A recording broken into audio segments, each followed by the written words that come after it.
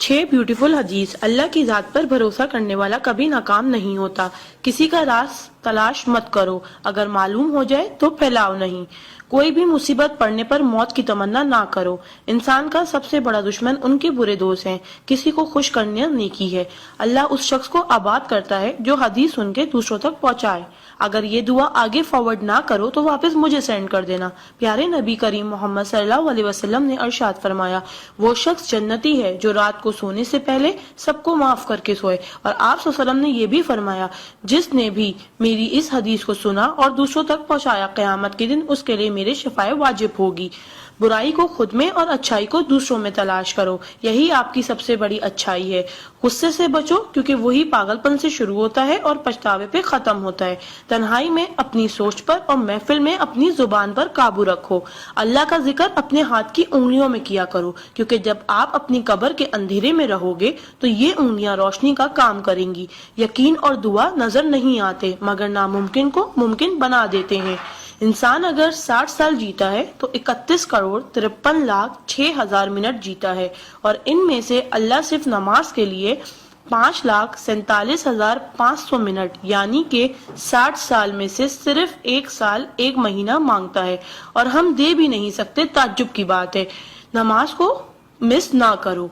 जब भी अपनों के साथ बैठो तो अल्हम्दुलिल्लाह कहो, क्योंकि कुछ लोग इन लम्हात को तरसते हैं।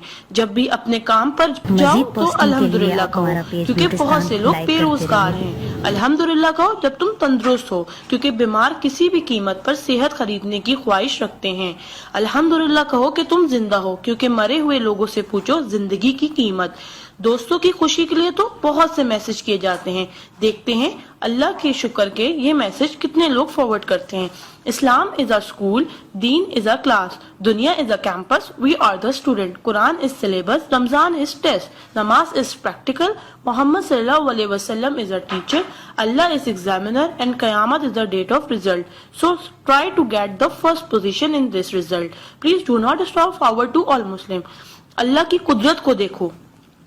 पानी आसमान की तरफ उठे तो भाप, आसमान से नीचे गिरे तो बारिश, जम के गिरे तो ओले, गिर कर जमे तो बर्फ, फूल की पत्ती पे गिरे तो शबनम, पत्ती से निकले तो अर्क, जमा हो जाए तो झील, बहने लगे तो नदी, आंखों से निकले तो आंसू, जिस्म से निकले तो पसीना, हजरत इस्माइल अलैहिस्सलाम के कदमों से निकले तो आबे जमजम, और हमारे और मेरे आका सल्लल्लाहु अलैहि वसल्लम की उंगलियों से निकले तो आबे कौसर। सुभान अल्लाह, सुभान अल्लाह, सुभान अल्लाह।